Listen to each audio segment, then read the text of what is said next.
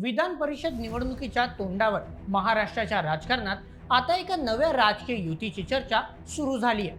आणि विशेष म्हणजे ही युती दोन मित्र पक्षांमध्ये नाही, तर एकमेकांचे कट्टर वैचारिक विरोधक मानल्या जाणाऱ्या पक्षांमध्ये होणार असल्याचं सांगितलं जाते. कारण वसई विरारमध्ये एक हाती वर्चस्व असणारे हितेंद्र ठाकूर तर स्वतःचा बहुजन विकास आघाडी पक्षच एकनाथ शिंदेच्या शिवसेनेत विलीन करणार असल्याची जोरदार चर्चा रंगली आहे. आणि या चर्चांना हवा दिली आहे खुद हितेंद्र ठाकूर यांच्या एका वक्तव्याने. आमची चर्चा सुरू आहे आणि घोडा मैदानात समोर आहे, या एका वक्तव्यानंतर महाराष्ट्राच्या राजकारणात खळबळ उडाली आहे. मग आता प्रश्न असा उपस्थित होतोय की आपल्या मुलाच्या राजकीय भविष्यासाठी हितेंद्र ठाकूर स्वतःचा पक्ष शिंदेच्या हवाली करणार आहेत का? विधान परिषदेच्या एका जागेसाठी अख्खा पक्षच विलीन केला जाणार का? की हा शिंदे गटाचा महायुतीवर दबाव वाढवण्याचा मोठा राजकीय डाव आहे? लोकसभा, विधानसभा आणि आता विधान परिषद एकनाथ शिंदे पुन्हा एकदा महाराष्ट्राच्या राजकारणात सर्वात मोठी खेळी खेळतायत का? नेमकं काय आहे या विलिनीकरणाच्या चर्चेमागचं सत्य? आणि या राजकीय घडामोडींमुळे महाराष्ट्राच्या सत्ता समीकरणावर काय परिणाम होऊ शकतो? चला तर मग या संपूर्ण प्रकरणाचा सखोल आढावा घेऊया आजच्या व्हिडिओमध्ये. आजच्या बातमीचे लेखक आहे मेहुल मराठे. तर मित्रांनो, सध्या संपूर्ण महाराष्ट्रात रंगलेल्या विधान परिषद निवडणुकीच्या रणधुमाळीनंतर आता राजकीय हालचालींना वेग आलाय. राज्यातील सर्वच पक्ष विधान परिषदेवर आपल्या पक्षातील इच्छुक उमेदवारांची वर्णी लावण्यासाठी सज्ज झाले आहेत. मित्रांनो, निवडणूक आली म्हणजे बदलत्या समीकरणांनुसार आधीचे मित्र शत्रू होतात आणि जुने शत्रू मित्र बनतात, असं अनेक वेळा सांगितलं जातं. परंतु असाच काहीसा प्रकार सध्या आपल्या महाराष्ट्रात घडताना दिसतोय.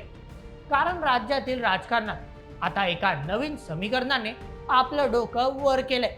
होय, तुम्ही अगदी बरोबर ऐकलं. विधान परिषद निवडणुकीदरम्यान आता महाराष्ट्रात बहुजन विकास आघाडी पक्ष शिवसेनेत विलीन होणार असल्याच्या चर्चा राजकीय वर्तुळात रंगू लागलाय. आता यामुळे एकामेकांचे वैचारिक विरोधक मानले जाणारे दोन प्रतिस्पर्धी एकामेकांचा हात हातात घेणार असल्याचं सांगितलं जातंय. परंतु एखादा संपूर्ण पक्षच अशा प्रकारे विलीन करणे ही काही सर्वसाधारण घटना नाही. त्यामागे भविष्यातील काही महत्त्वपूर्ण राजकीय समीकरणे लपलेली असू शकतात. या समीकरणांचा सर्वाधिक परिणाम हा ठाणे पालघर पट्ट्यावर होण्याची शक्यता आहे.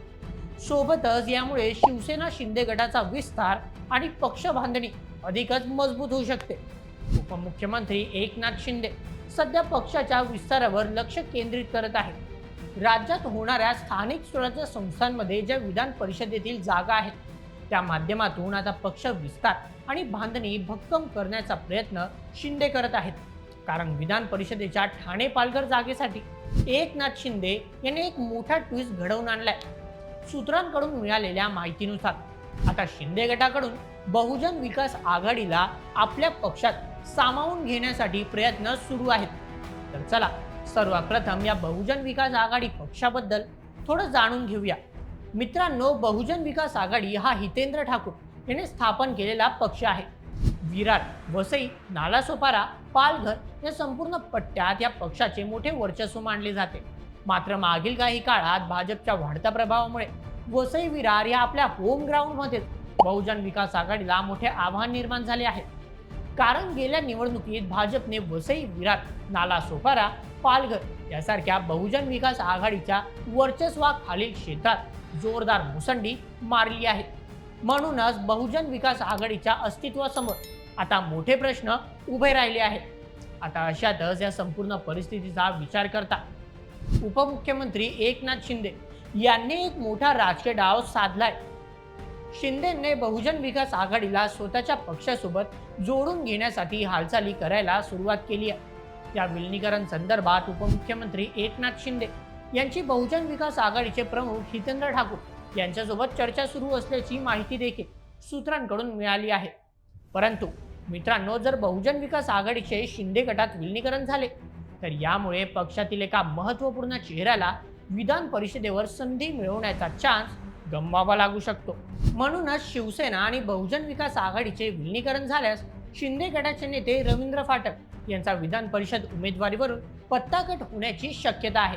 कारण ठाणे पालघर या विधान परिषद जागेवरून आता शिंदे गटाकडून हितेंद्र ठाकूर यांचे सुपुत्र क्षितिज ठाकूर यांना अधिकृत उमेदवारी दिली जाऊ शकते, अशी माहिती सध्या सूत्रांकडून मिळालेली आहे.